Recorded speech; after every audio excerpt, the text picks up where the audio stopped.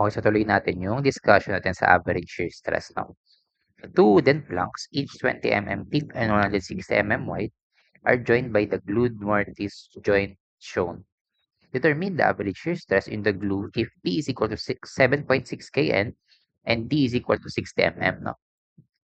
Okay, so dito, since dalawa kasi yung wooden plank na yan, no, pag hiniwalay natin yan, no, kasi kailangan natin dito bilangin ilan yung masi-shear niya, no?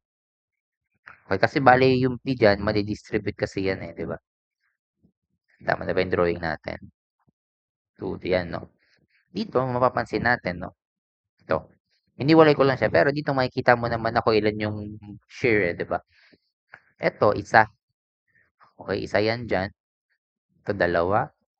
Ito, tatlo. Ito, apat. Yan, no, di ba? Ito, lima. Ito, anim. Ito, pito.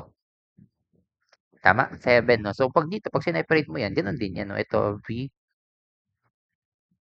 V, yan, V, V, V, V, and V. Tama? So, 7 yan, no? Okay, so ibig sabihin, ating shear force dyan ay, di ba? Kasi ito yung P, di ba? Pinaka ano niyan. Yan. Kung sa magsa-summation horizontal ka, equal to 0, so 7V is equal to P.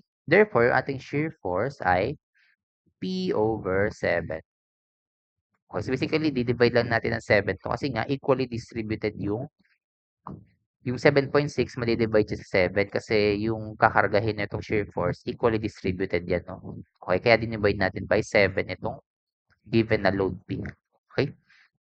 So now, masasolve na natin yung average shear stress, no? Kasi 'di ba ang formula lang naman, 'di ba? That is yung shear force mo over area.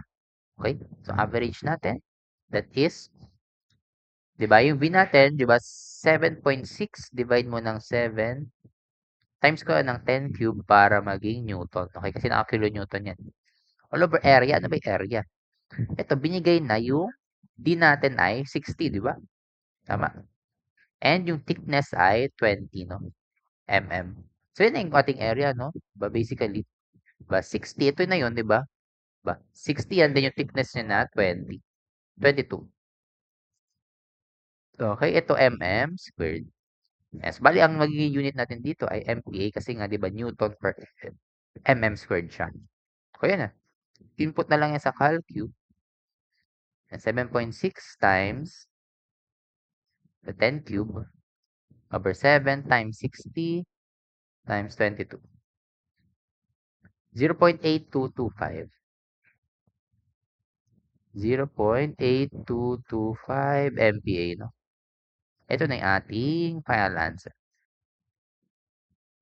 Okay, so ganun lang siya, no? Pag-solve na, an average shear stress, no? Okay, so thank you for listening, no? So tuloy pa natin ito sa susunod. Average bearing stress na yung topic natin. Okay?